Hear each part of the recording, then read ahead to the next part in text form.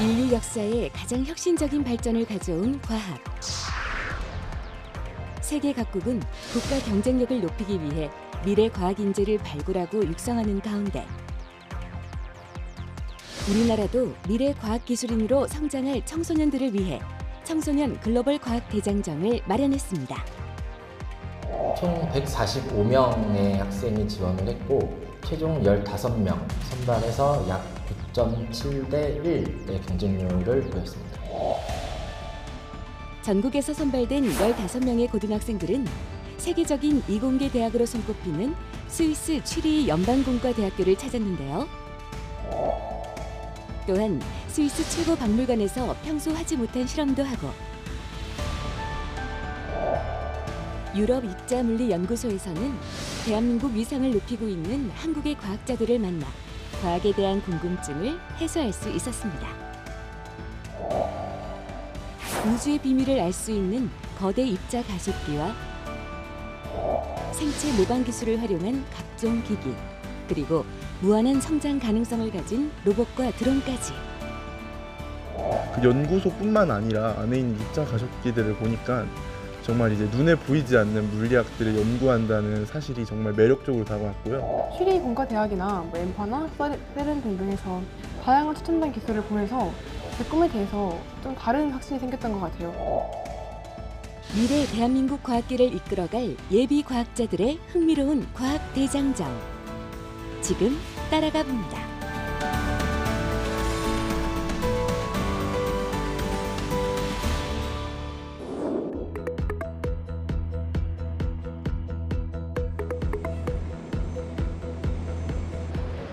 지난 8월 8일 인천국제공항.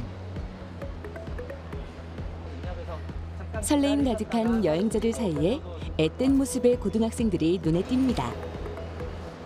이들은 전국 각지에서 선발된 청소년 글로벌 과학 대장정의 참여 학생들인데요.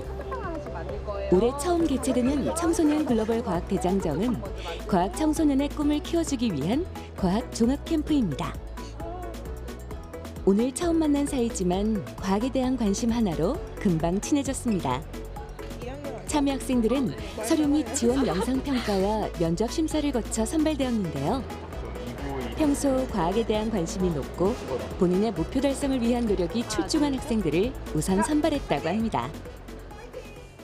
지원 청소년들의 과학기술 관심과 흥미, 탐구 역량, 그리고 미래 과학기술인으로서의 목표 등을 좀 종합해서 평가를 진행을 했고 총 3단계에 걸쳐서 지원한 이유, 그리고 대장정을 통해 미래 진로 계획에 어떠한 변화가 있을지, 어떤 계획을 꿈꾸는지에 대한 평가가 진행됐습니다. 총 145명의 학생이 지원을 했고 최종 15명 선발해서 약 9.7대 1의 경쟁률을 보였습니다.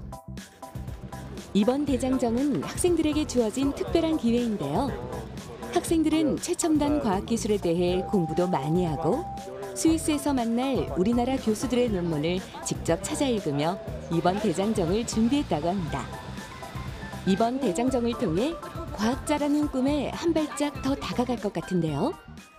물리과나 기계공학과를 가고 싶은데 이번에 입자가속기 아무래도 양자역학 쪽에 관련돼 있다 보니까 그거에 대해서도 좀 더 명확한 목표를 얻을 수 있지 않을까라고 생각합니다. 지금 우리나라에서 고쳐지지 못하는 불치병들이 있는데 그런 것들을 해결하기 위해서는 그런 단백질을 구조를 규명을 해야 되거든요. 근데 그 규명을 하는 데 있어서 그 CERN에 있는 그런 입자 가속기들이 꼭 필요하다고 해서 그럼 현재는 어떻게 연구가 진행되고 있는지. 우주의 기원을 연구하는 그런 연구소에 간다는 것 자체가 너무 설레고 그래서 막 책도 많이 읽고 그랬어요. 이번 청소년 글로벌 과학대장정은 우리나라의 미래 과학기술계를 이끌어갈 우리 청소년들의 과학 견문을 넓히고자 기획되었습니다. 해외의 유수한 과학기술계 기관들을 탐방하고 체험하고 교류하는 프로그램들을 준비해서 우리 청소년들이 나중에 과학기술계로 유입이 될 수 있게 준비하였습니다. 청소년 글로벌 과학대장정 화이팅! 자, 이제 4일간의 과학 여정을 같이 떠나볼까요?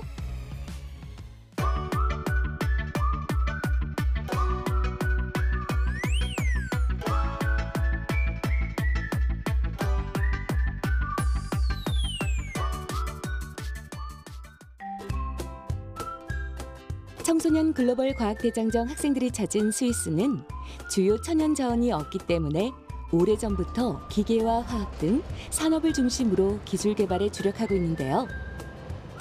세계적으로 GDP 대비 R&D 투자 비율이 높은 국가 중 하나입니다. 그렇기 때문에 스위스는 이공계 분야 전문가 육성 교육에 중점을 두고 로잔 공대, 취리히 공대를 기반으로 우수한 과학 인재를 배출하고 있습니다. 우리 청소년들은 13시간을 비행해 스위스 동쪽 끝에 위치한 취리히에 도착했는데요. 내딛는 발걸음에 설렘이 가득합니다. 4일간의 일정을 소화하는 청소년 글로벌 과학 대장정에 오리엔테이션이 빠질 수 없겠죠. 일정이 빼곡히 짜여 있지만 다양한 곳을 보고 듣고 느끼면서 자신의 꿈을 찾는 귀한 시간을 보내겠죠. 연구 현장을 직접 이제 보고 듣고 느끼기 때문에 이제 그런 생생한 연구 현장에서의 경험이 아이들에게 큰 도움이 될 것이라고 생각이 들고요. 그리고 두 번째로는 이제 본인의 과학기술인으로서의 기존의 목표가 조금 더 확고해지고 그것을 달성하기 위한 원동력을 얻어갈 수 있을 거라고 생각합니다.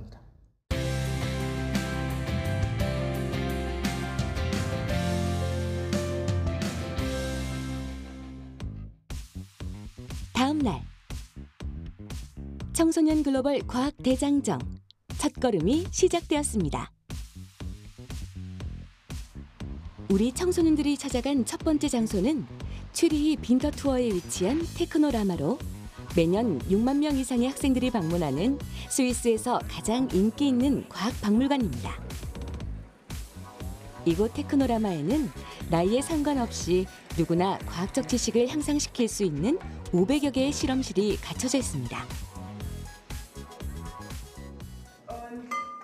한국에서 온 학생들을 위해 집에서는 할 수 없는 실험이라는 컨셉으로 전자레인지를 이용한 물리학 탐구 실험이 진행되었습니다.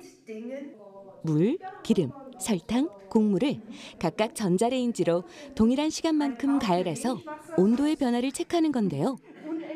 물질의 성질에 따라 온도 변화가 어떻게 일어나는지를 꼼꼼하게 기록해 봅니다. 학생들에게는 전자레인지는 음식을 데우는 가전제품이었지만 실험 도구로 마주한 순간 전자레인지의 원리가 궁금할 것 같은데요. To check first temperature and compare. So you can put a 1 to 5 there, and you take these little magnet things. 학생들은 처음 해보는 전자레인지 실험에 진지한 표정으로 임하는데요. 여기 내가 적고 있어. 27점 몇 초까지? 27.6까지. 지금 무슨 테스트 하는 거예요? 지금 뜨거운 물이랑 적은 물 전자레인지 한 번씩 돌렸을 때 온도 차이가 얼마나 날지에 대해서 서로 조사해 보고 있었어요. With this, go up here and put 1, 2, 3, 4 hot at the top, cold at the bottom. It's good. 물질별 온도차를 조사한 학생이 강사의 안내에 따라 결과물을 붙이는데요. 이거 지금 뭐 붙인 거예요? 온도에 따라서 전자레인지를 돌렸을 때 가장 온도가 높아진 순서대로 이제 그 물질을 나열한 겁니다. 첫 번째 실험은 모두가 가볍게 마쳤습니다. 다음 실험에 쓰일 재료가 등장하자 학생들의 얼굴에 호기심이 가득한데요. 그 이유는 집에서는 절대 하지 못했던 재료를 이용해 실험을 하기 때문입니다. The electrons jump from here to the microwave. Das heißt Plasma. Kennst du das Wort Plasma? 전자레인지에 금속성 물질을 넣으면 안 된다고 배우며 자랐지만 그 이유는 정확히 알지 못했는데요. We ready? Are we ready, everybody? So, 1, 2, 3, close. 전자레인지 속 번쩍이는 전기를 본 학생들의 반응이 무척 재밌는데요. 실험은 포크에서 멈추지 않고 더 강한 플라즈마 관찰을 위해 포일을 전자레인지에 넣어봅니다.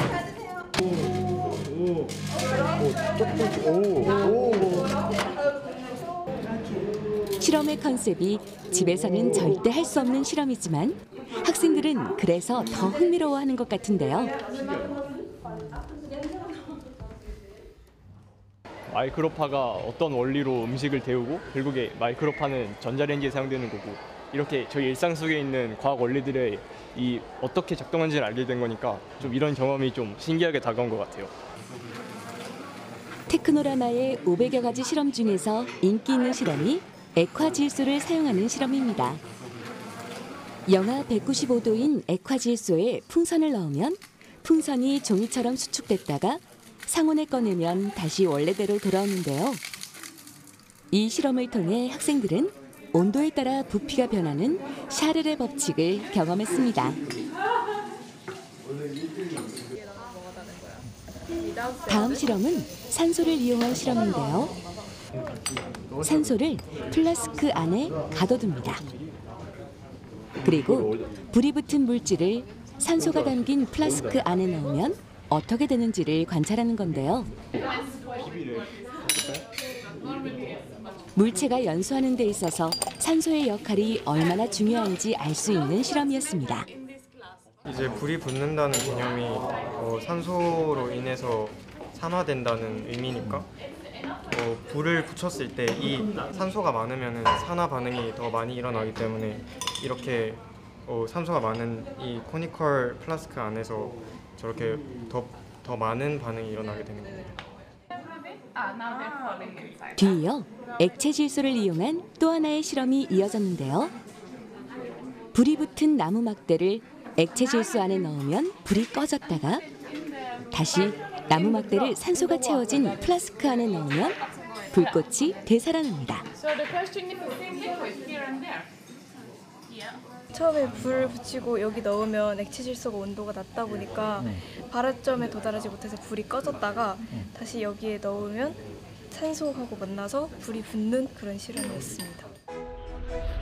흥미로운 과학 실험을 성공적으로 마친 학생들이 설레는 마음으로 찾아간 곳이 있습니다.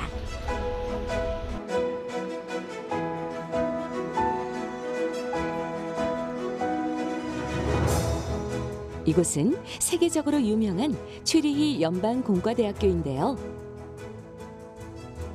물리학자 알버트 아인슈타인, 화학자 프리츠 하버, 수학자 존 폰 노이만 등을 배출했고 취리히 공대 출신 학생이나 교수 중에서 노벨상 수상자를 무려 30여 명이나 배출하며 세계 최상위 대학 중 하나로 꼽히고 있습니다.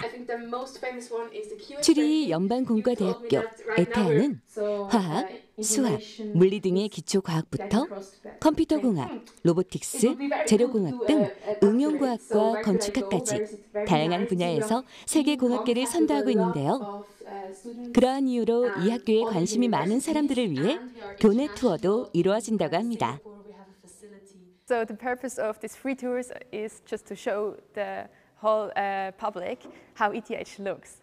Like we want to be open for everybody and that you can really come here and it's free of course, our campus tours, because we really want to show why you could be at ETH. 캠퍼스 투어 관련 설명이 끝나고 취리히 연방공과대학교의 곳곳을 직접 관람해 보기로 했습니다. 학교 지금 구경하고 있는데 어때요 분위기? 너무 느낌이? 멋져요. 진짜 오고 싶어요. 보고 싶어요? 네. 목표는 카이스트의 산업 디자인과거든요. 그래서 거기 박사과정 졸업하고 그쪽으로 여기 과가 있으면 오고 싶네요. 이 친구는? 근데 꿈이 의예과 쪽이어서 그냥 여러저런 과학이나 이런 학문에 관심이 많은 사람들을 보고 그런 열정을 배워가고 싶어요. 취리히 연방공과대학교는 학생이나 방문객이 꼭 들르는 성지가 있는데요. 재학생들이 사용하는 수십 개의 사물함 사이에 코수염을 단 젊은 아인슈타인의 사진이 붙은 사물함이 있습니다. 1896년 입학생이었던 알버트 아인슈타인의 학창시절의 흔적이 보존되어 있는데요. 아인슈타인의 사진과 그가 소장했던 책, 사용했던 파이프 담배 등이 전시되어 있고 아인슈타인의 독일어 육성도 직접 들어볼 수 있습니다. 책으로만 만났던 천재과학자 아인슈타인의 흔적을 직접 보고 들은 학생들은 정말 신기하고 감동스러운 마음일 텐데요. 지금 아인슈타인 그 캐비넷 봤는데 느낌 어때요?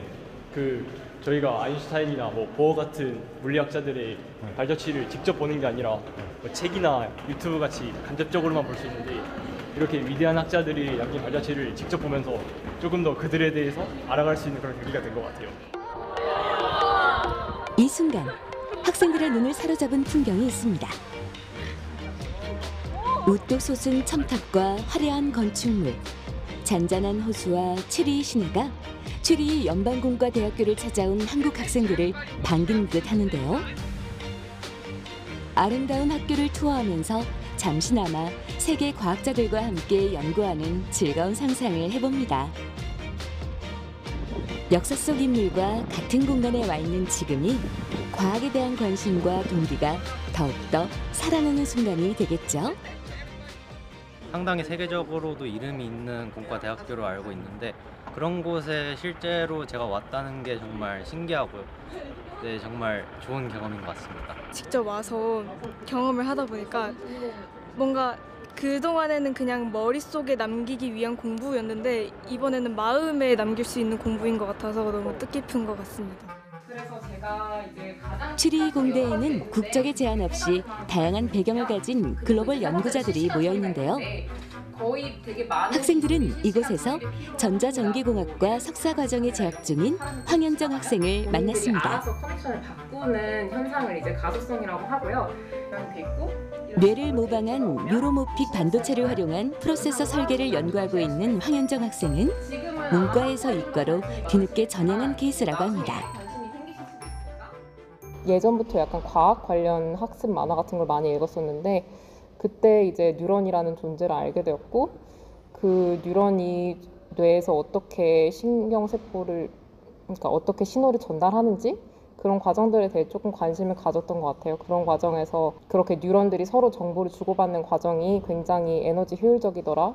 그리고 그 과정을 실제로 저희가 기술에 접목할 수 있다는 점에서 뇌과학에 관심을 가졌던 것 같습니다. 어쨌든 전 여기서 이제 영어로만 다 소통을 해야 되니까 눈앞에 서 있는 황현정 학생의 모습이 과학 인재를 꿈꾸는 학생들에게는 자신의 미래 모습을 그려보는 좋은 계기가 될 텐데요. 왜 이 학교에 와야 되는지 여기서 정확히 뭐 어떤 커리큘럼을 혹시 대학에 가서 학사 과정에서는 어떤 과목을 들으면 그거를 준비하는 데 있어서 좀 더 좋을까요? 일단은 전자전기과에서 제일 크게 다루고요. 그리고 하드웨어 쪽 설계를 하면 저는 이제 반도체 회로 설계를 하니까 근데 그 뉴로모픽에서 꼭 아날로그 회로 설계가 필요하거든요.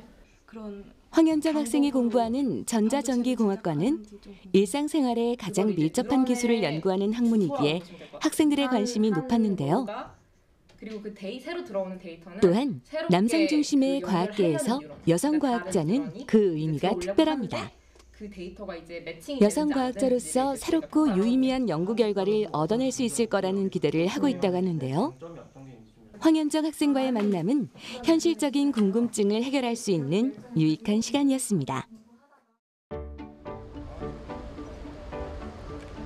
과학대장정 두 번째 날이 밝았습니다. 이번에 학생들이 가볼 곳은 추리이 연방공과대학교 연구기관인데요. 이곳에는 태양에너지 관련 연구소, 재료시험연구소, 수산과학기술연구소, 산림, 눈, 경관연구소까지 4개의 연구소가 연합체를 구성하여 상호 교류하고 있습니다. 그중 1880년 건설재료시험연구소로 설립된 엠파는 재료기술을 연구하는 유일한 종합연구소인데요. 과거 축구공 안에 전자칩을 심어 골라인 판독이 가능하게 한 핵심 기술을 개발한 곳이기도 합니다. 엠파는 분명 과학기술연구소이지만 더 효율적인 기술을 개발해 기업의 혁신을 가져오고 사회와 경제 전반에 그 영향을 미치고 있습니다. 이곳의 네스트 건축물은 엠파 내에서 건축 구조학과 지능형, 적응형 빌딩 시스템이 어떻게 조합될 수 있는지를 실험하기 위해 건축한 건물입니다. 네스트의 지붕은 독특한 곡선의 기하학 모양을 띠고 있는데요. 기존의 거푸집이나 직사각형의 거푸집을 탈피하여 천으로 곡선의 거푸집을 만들어 두께 5cm 정도로 최소한의 콘크리트만을 사용하여 지붕을 완성했는데요. 바닥의 경우는 갈비뼈 모양의 골반 쉘을 사용해서 기본 바닥 슬래브 재료의 30%만 사용한 것인데요. 이러한 콘크리트 지붕과 바닥의 샌드위치 구조는 과거의 건축으로부터 영향을 받았으며 초현대적인 컴퓨터 디자인과 제작 기법을 사용하여 개발되었다고 합니다. 또한 네스트에는 30개에 달하는 태양광 모듈로 구성된 태양열 파사드를 갖추고 있어서 햇빛을 받아들이거나 제어하기도 하고 또한 환기, 냉각, 저온 난방 시스템을 디지털 생산 방식을 통해 운영하고 있습니다. 건물 곳곳 독특한 디자인 벽면도 학생들의 눈길을 사로잡았습니다. 이 공간의 벽은 버릴 책들을 모아서 벽면 마감재로 재활용한 것이 눈에 띄는데요. 네스트의 친환경 건축 기술 중 하나라고 할 수 있습니다. 또한 화장실의 소변과 건물에서 사용한 물은 여과 및 정제를 거쳐 유기농 비료로 제조한다고 합니다.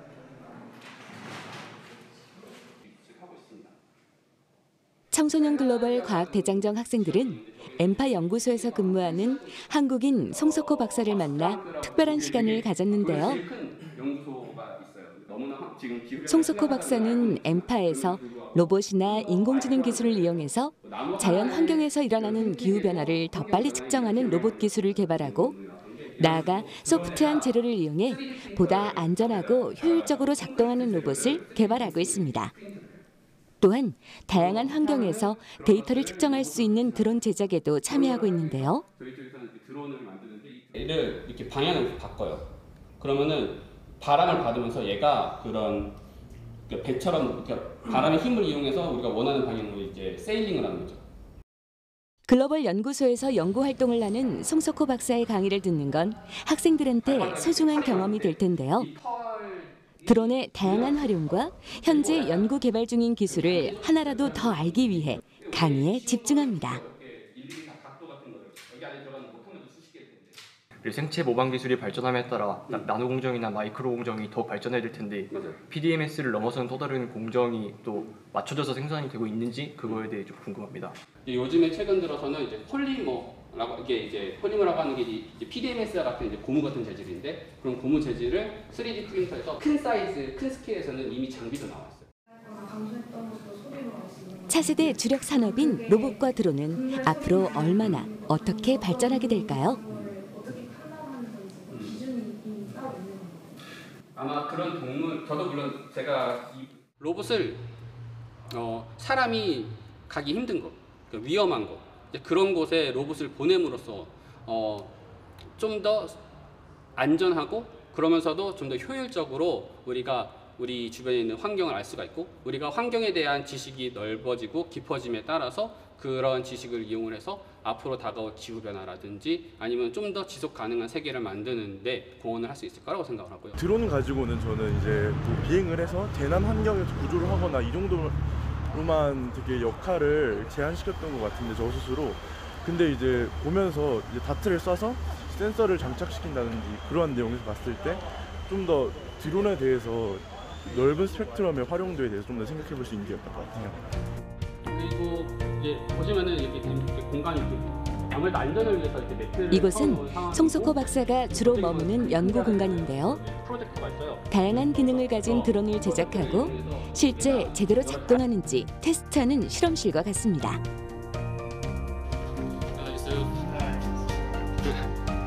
여기 이제 드론이나 이런 것들 실제로 제작을 하는 상태이고요.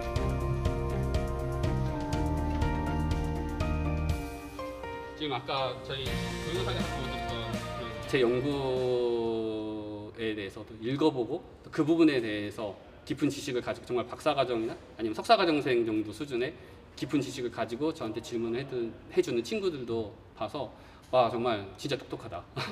그러니까 그런 친구들이 정말 우리나라 앞으로 미래의 대한민국의 과학기술을 이끌어갈 수 있으면 좋겠다라는 생각 되게 많이 했습니다.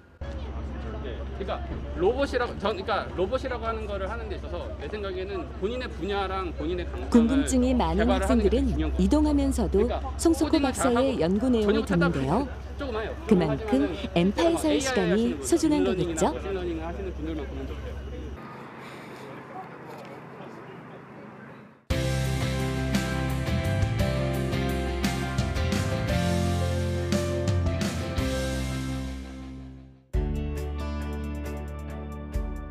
다음 목적지는 바로 베른입니다. 베른은 스위스의 수도이자 인구 약 13만 명 정도의 작은 도시로 매력적인 중세의 건물과 아름다운 알프스 산맥의 전망을 자랑하는 곳인데요.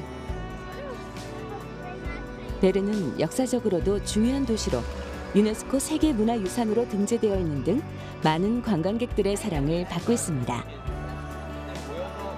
이곳에 또 하나의 특별한 장소가 있는데요. 바로 세계적인 물리학자 아인슈타인이 살았던 아인슈타인 하우스입니다. 베른에 위치한 아인슈타인 하우스는 물리학자 알베르트 아인슈타인의 옛집을 원형 그대로 보존하면서 박물관으로 복원한 곳인데요. 계속 위에서 많은 사람이 내려오고 있는데 그만큼 인기도 많다는 거고 많은 사람이 올 만큼 볼 가치가 있다는 거니까 많이 기대가 됩니다. 이 집은 아인슈타인이 1903년부터 1905년까지 거주하며 중요한 물리학적 발견과 이론들을 고민하고 연구한 장소로 알려져 있습니다. 혁신적인 아이디어들을 어떻게 발전시켰는지 직접 확인하며 그의 업적과 영향력에 대해서 다시 한번 깨닫는 계기가 될 텐데요. 다양한 전시물과 사진, 문서들을 통해 그의 생활과 업적에 대한 정보뿐만 아니라 물리학이 과학사에 끼친 영향력을 보다 깊게 이해할 수 있는 기회를 가질 수 있습니다. 학생들은 아인슈타인의 발자취를 체험하는 경험을 통해 열정과 탐구 정신을 갖춘 과학자로서 성장할 수 있을 것입니다.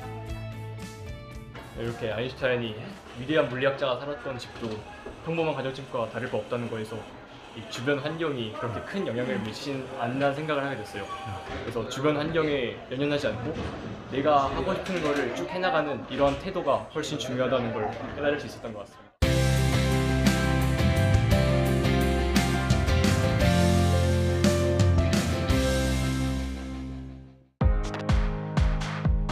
청소년 글로벌 과학대장정의 3일차는 제네바에서 시작됩니다. 제네바는 스위스와 프랑스의 국경에 위치해 있는 도시로 세계보건기구와 국제노동기구, 국제무역기구 등 다양한 국제기구가 있으며 서유럽 주요 도시를 비행기로 2시간 이내에 갈 수 있어 교통의 중심지기도 합니다. 이러한 제네바에서 약 20km 떨어진 곳에 유럽 입자물리연구소 세른이 위치해 있는데요. 세른은 제2차 세계대전 후 핵과 입자 물리학 연구를 목적으로 유럽 12개국이 참여하여 1954년에 설립된 세계 최대의 국제공동연구소로 세계 입자 물리학자의 약 50%에 해당하는 전 세계 연구소 및 대학 등 600여 개 기관이 세른의 연구시설을 이용하고 있으며 많은 과학적 성과를 통해 노벨 물리학상 수상자 8명을 배출했습니다. 전 세계 물리학자들이 모인 이곳에서 한국의 학자들 역시 뛰어난 활약을 하고 있는데요. 주로 목적은 이제 물리학 연구에 있지만 응용 연구도 굉장히 많이 일어나고 있어서요. 그래서 가속기 관련한 기술 개발도 많이 하고 그리고 데이터 분석을 위한 이제 IT 기술 개발을 굉장히 많이 하고 있고요. 의료 쪽에서 연구하는 것들도 굉장히 많은 기여를 하고 있습니다. 응용 쪽에서 이제 많은 그런 연구들이 있고 그리고 주로 이제 입자 물리 면에서 아주 미시 세계에서 어떤 일들이 일어나는지 이런 것들에 관심을 많이 가지고요. 이런 연구를 하려면 가속기를 이용해서 입자들을 충돌시켜서 그 안에서 어떤 일들이 일어나는지를 많이 보게 되는데요. 그러면 이제 아주 높은 에너지에서 입자를 충돌시키고 거기서부터 튀어나온 입자들이 어떤 행동을 하는지 이런 것들을 이용해서 그 안에서 일어나는 아주 기본적인 물리학들이 어떤 법칙들이 동작하고 있는지를 연구를 하고 있습니다. 본격적인 투어에 앞서 세른이 보유하고 있는 가속기에 대한 강의가 진행됐는데요. 대형 이온 가속기 실험인 앨리스 실험은 인하대학교 물리학과 권민정 교수가 한국 대표를 맡고 있습니다. 세르는 세계에서 가장 큰 입자 가속기인 대형 강입자 충돌기를 보유하고 있습니다. LHC는 입자들을 초고속으로 가속시켜 높은 에너지 상태에서 충돌시키는 기기로 우주의 기원과 구성, 물질의 기본 구성 요소 등을 연구하는 데 사용됩니다. LHC는 아틀라스, 앨리스, CMS, LHCb 등 총 4개의 검출기가 포함되어 있으며 모두 우주 초기의 빅뱅 입자를 관찰한다는 특징이 있지만 검출기마다 약간씩 목적은 다릅니다. 이 중 학생들이 방문할 곳은 CMS와 앨리스입니다. 앨리스는 높은 에너지에서 원자핵들을 충돌시켜 조사하는 실험입니다. 앨리스 실험은 중성자와 양성자로 구성된 원자핵이 높은 에너지에서 충돌하여 생성되는 초고온 밀도 상태인 쿼크 글로온 플라즈마를 연구하는 데 중점을 두고 있습니다. 초기 우주의 상태와 밀접한 관련이 있는 이 플라즈마를 통해 물질의 기본 상태와 연력학적인 특성을 이해할 수 있습니다. 즉, 세상을 이루는 근본적인 입자들은 무엇이며 입자들끼리는 어떤 상호작용을 하는지 알아보는 연구를 수행하는 것입니다. 학생들 역시 평소 궁금해하던 물리학의 세계에 점점 빠져드는 모습인데요. CMS는 컴팩트 미온 솔레노이드의 약자로 물리학에서 새로운 현상을 탐지하기 위해 설계된 장치입니다. CMS 역시 대형 강입자 충돌기 실험 중 하나로 원자핵 충돌을 통해 입자들의 상호작용을 연구하는 것인데요. 전 세계의 학자들이 물리학의 다양한 측면을 밝히기 위해 다각도로 연구를 하고 있는 가운데 우리나라는 2007년 세른 측과 공동 연구에 합의하고 사업 협력을 해왔는데요. 유럽 국가가 세운 세계적인 연구소의 공식적인 연구 파트너로서 우리나라의 유수한 학자들이 파견되어 중요한 역할을 하고 있다는 게 정말 인상 깊은데요.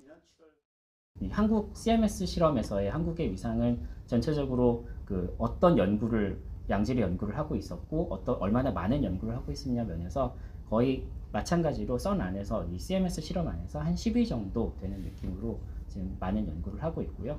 책임자 역할을 하는 이런 부분, 이런 책임자 역할을 하는 부분들이 있는데 여기에서 굉장히 중요한 일들을 많이 하고 있습니다. 인터넷의 혁신이자 기반이 된 월드와이드 웹도 이곳 세른에서 만들어졌는데요. 여러 컴퓨터에 나뉜 정보에 각각 주소를 지정해 쉽게 검색할 수 있도록 한 것으로 물리학의 연구가 실생활에도 유용하게 사용됐다는 점이 인상적입니다.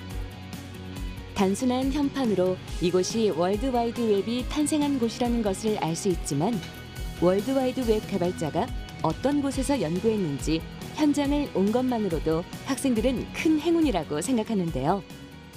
제가 아무래도 컴퓨터 관련 연구를 많이 하다 보니까 이런 데 오는 게 너무 그냥 신기하고 원래 꼭 와보고 싶었던 곳인데 이렇게 잠깐이나마 들릴 수 있어서 너무 좋은 것 같아요. 지하 약 100m 아래에 있는 세계 최대 규모의 가속기인 대형 강입자 충돌기는 길이가 27km인 둥근 고리 모양 터널에 설치됐는데요. 이 중 CMS 검출기는 수만 가닥의 전선과 거대 자석으로 이뤄져 있어 무게만 에펠탑의 2배인 14,000톤에 달합니다. 세르는 스위스와 프랑스 국경에 걸쳐 연구시설들이 조성되어 있는데요.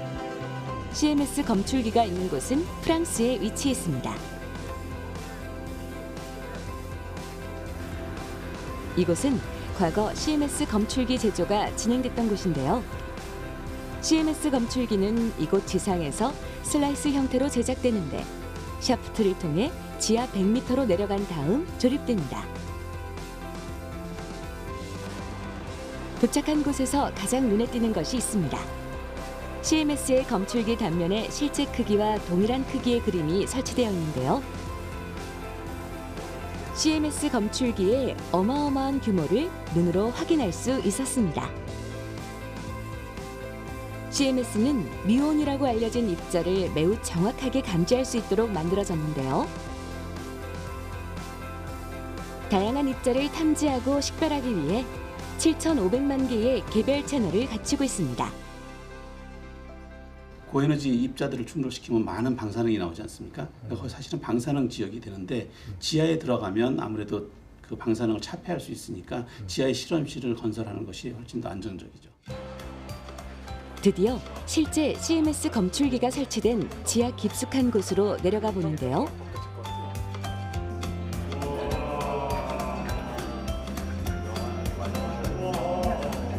땅 밑 6m가량을 40초간 내려가고 나면 지름 15m, 길이 28m인 어마어마한 크기의 구조물을 확인할 수 있었습니다. CMS 검출기는 강력한 자기장을 활용하여 입자들의 경로와 특성을 감지하고 측정하는데요. 여러 개로 얽힌 클립이 이렇게 자력에 이끌리듯 한쪽으로 떠 있는 걸 통해 눈으로 보이지 않는 자기장을 확인할 수 있었습니다. 여기 거의 보면 거의 수테슬라, 거의 한 4테슬라에 정도에 되는 지금 자기장이 걸려 있거든요. 네, 그렇기 때문에 이게 자기장이 바깥으로 다 이렇게 지금 나오는 상황이라서 우리가 지금 서 있는 여기도 자기장이 굉장히 강하게 지금 있다고 보시면 됩니다. 클립 여러 개를 이어붙인 거를 이제 보여주시면서 자석에 대해 크게 약간 실감시켜 주는데 진짜 엄청나게 거대한 자석이 있다는 게 실감이 안 됐던 것 같아요. 학생들은 책으로만 접했던 연구시설을 직접 방문하고 과학자들과 직접 대화하는 경험을 통해 과학을 새롭게 알아갈 것입니다. 앨리스는 원자핵 충돌 시 물질의 고온 밀도 상태를 연구함으로써 우주 초기의 조건과 관련된 현상을 밝히는 연구를 하고 있는데요. So we are a collaboration of around 2,000 physicists, and we operate a very complex detector at one of the collision points of the Large Hadron Collider. We are a detector of many sub-detectors, and I mean it's a very large detector, it weighs more than 1,000 tons. And this is really needed to investigate these collisions that we produce. 앨리스 검출기로 가려면 CMS 검출기가 있는 프랑스에서 다시 스위스로 들어가야 하는데 20분을 차량으로 이동해야 한다니 그 웅장한 규모를 다시 한번 느낄 수 있었습니다. 앨리스 실험을 통해 빅뱅 이후 초기 우주의 상태를 실험실에서 재현하게 되는데요. 초기 우주의 조건과 물질의 생성, 상호작용에 대한 이해를 통해 우주의 진화 과정을 탐구하고 있습니다. Our main research goal is to characterize and to discover the quark-gluon plasma, a deconfined state of matter that existed also in the early universe. So, as you maybe know, the fundamental building blocks of our matter are made out of quarks, which bind into protons and neutrons. And normally you can not free quarks; they always bound into protons and neutrons. But at the very high temperatures and densities that we reach in the collisions at the Large Hadron Collider, we can free these quarks and observe them for a very short amount of time free. And this is our main research.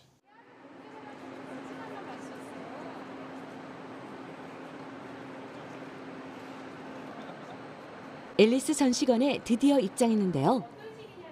앨리스 실험 결과에 관한 그래프나 차트 등과 함께 감지기나 장비의 모형이 전시되어 있어 입자 물리학의 기본 원리나 실험 과정을 이해하는 데 도움이 됩니다. 입자가 날아오면서 얘는 없어도 되는 애한테 이렇게 부딪히면서 에너지를 여기서 잃어버릴 수도 있는 거예요. 솔레노이드를 기반으로 한국의 반도체 기술이 이루어진 굉장히 가속기다 뛰어나죠. 보니까 한국에서는 솔레노이드에 대한 이론적인 부분을 같이 비교하면서 어떤 특징이 이용되고 있는지를 알아보고 있습니다. 정말 이건 정말 하이테크. 우주 초기 물질의 성질과 상호작용의 근본 원리를 탐구하고 이해함으로써 우주의 탄생과 진화에 대한 통찰을 얻을 수 있는 시간이었습니다.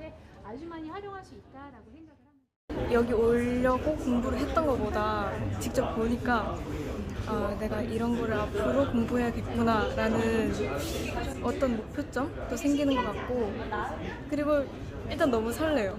제가 오랫동안 보고 싶었던 싶고 고대했던 대상이 눈앞에 있으니까 너무 설렙니다.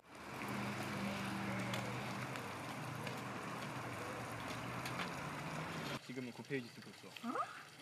숙소에 도착한 학생들은 각자 무언가를 작성하고 있는데요. 최신 과학기술을 연구하는 현장을 방문하며 느꼈던 다양한 감정과 스위스에서 활약하고 있는 대한민국 과학자들을 통해 얻은 영감을 내용으로 기록하는 연구 노트입니다. 실제 국가 연구개발 사업으로 사용되는 노트인데요.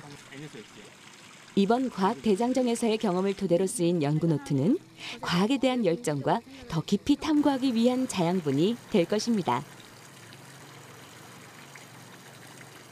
학교에 가가지고 그 교과 선생님들과 같이 연구하고 싶은 부분 같은 것들을 그러니까 테크노라마에서 시험했던 그 뭐 생활 속에서 할 수 있는 약간 뭐 CD를 전자레인지에 돌려본다던가 하는 그런 것들의 원리에 대해서 정확히 알고 싶다 뭐 그런 식으로 궁금증 같은 것을 적어봤습니다. 우리 한국인이 외국에 와서 이런 연구를 해보고 다양한 성과를 낸다는 점이 저는 많이 놀라웠고요.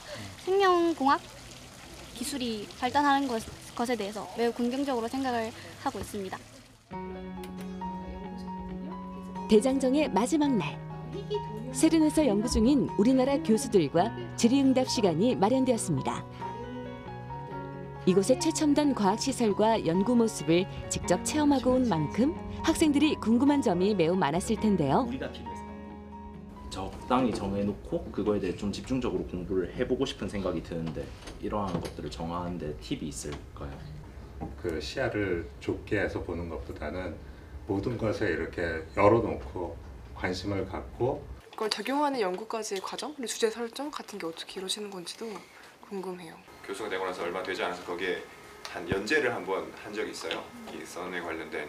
거기서 이제 제입산의 입자를 발견한 사무엘 샘팅이라는 분이 있는데 그분은 지금 미국에서 그 우주에 앞으로 다양한 연구 현장에서 과학적 발견과 활약을 하게 될 미래 과학자들을 위해 세른에서 연구 중인 교수들도 성심성의껏 답변해줍니다. 어떤 문제를 풀었을 때 기쁨 같은 거를 느낄 수 있어야겠죠. 그냥 뭐 수식을 외운다던가 이런 거가 아니라 실제로 그 주제에 대해서 이해를 하고 자연에 대한 그 탐구 정신이 있다 그러면은 그냥 호기심을 가지세요. 호기심을 갖고 탐구를 멈추지 마시고 그게 가장 중요한 것 같아요. 일단은 대단한 교수님들께 질문을 하게 되어서 너무 영광이라고 생각을 하고 궁금한 게 공부하면서 되게 많았는데 이번 기회로 물어볼 수 있어서 정말 좋았던 것 같습니다. 평소에 궁금했던 종족 산명별에 대해서 질문하게 되어서 정말 제 궁금증이 풀린 것 같아서 좋았습니다. CMS랑 앨리스가 어려운 거다 보니까 들으면서 궁금한 게 많았는데 이번 시간에 해결할 수 있어서 너무 좋았고 이분들 이메일 얻어가지고 앞으로도 궁금한 거 생기면 질문해보고 싶어요. 마지막으로 세른의 상징적인 건물인 글로브를 관람하는 시간을 가졌는데요. CMS 검출기에서 연구를 하고 있는 고정환 교수의 설명으로 투어가 진행됐습니다. 글로브로 가는 길에 있는 이 조각상에는 과학 역사상 가장 유명한 문구들과 과학자들의 공식들이 시간 순서대로 쓰여 있는데요. 27m 높이와 40m 지름의 규모인 목조 건물로 제작된 글로브는 그 이름처럼 지구 모양을 닮은 구의 형태로 만들어졌으며 세른에서 이루어진 연구 업적을 대중들에게 공유하는 곳입니다. 요 앞에 있는 건물이 이제 글로브라는 건물이고요. 기본적으로는 이제 대중을 위한 과학 전시 같은 것들, 뭐 이런 것들이 좀 있고, 그 간단한 그 선이나 뭐 이런 입자에 대한 인트로덕션이 좀 있고요. 안에는 아주 옛날에 입자가 좋기 작은 것들, 이런 것들 좀 전시되어 있고. 사람들에게 과학에 대한 관심을 갖게 할 뿐만 아니라 미래 과학자들 양성을 위한 교육의 발전을 위해 사용되고 있는 만큼 학생들의 호기심을 불러일으키기에 충분했는데요. 인터랙티브 키오스크와 스크린, 패널, 디스플레이 등을 통해 세른의 여러 가속기에서 연구되고 있는 입자 물리학 내용을 이해할 수 있게 만들어졌습니다. 오늘날 누구나 사용하는 인터넷의 월드와이드 웹이 최초로 활용된 서버도 이곳에 전시되어 있는데요. 과학이 만들어낸 부산물로 시작된 월드와이드 웹은 현재 인터넷을 비롯한 일상생활에서 가장 중요한 기술 중 하나가 되었습니다.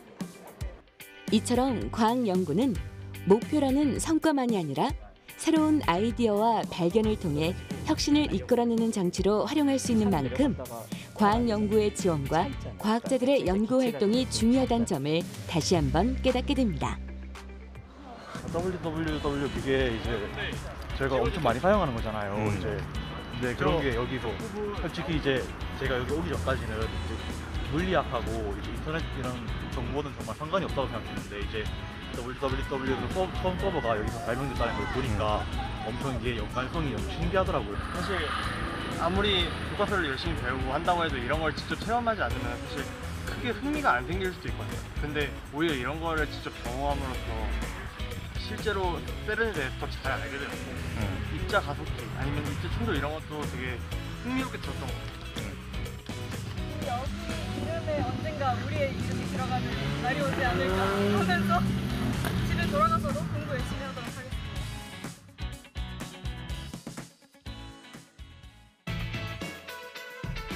(4일간의) 짧았던 과학 대장정. 하지만 학생들이 느낀 과학에 대한 생각은 우주만큼 거대할 텐데요. 이번 과학 대장정은 그들의 사고를 더욱 확장시키며 과학기술 분야에서의 고민과 목표 달성에 새로운 차원을 더할 수 있는 소중한 경험이 되었습니다.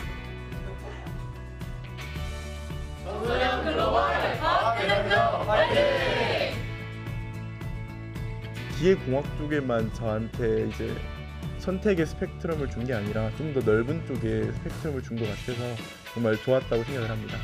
이제 앞으로는 이제 제가 하던 공부 더 열심히 해가지고 이제 여기 왔던 7위 공대나 아니면 뭐 여기 있는 세른에서 일을 할 수 있도록 그렇게 한번 해보고 싶습니다. 제가 의예과나 의공학을 공부하더라도 다른 넓은 분야에 폭넓은 관심을 가지고 기술 최첨단에 서서 이 첨단 기술을 다 숙지하고 탐구해 가면서 제 시야를 확장시켜 나가야 제가 정말 의료인으로서 가져야 할 역량을 가지고 기술을 발휘할 수 있는 거라는 생각이 들었습니다. 과학자라는 꿈을 향해 한 걸음씩 나아가는 학생들에게 이번 과학 대장정은 평생 잊지 못할 경험으로 남아있을 것입니다. 과학기술 분야의 리더로 성장할 잠재력을 갖춘 우리 청소년들. 가까운 미래, 그들이 만들어갈 우수한 과학기술을 기대합니다.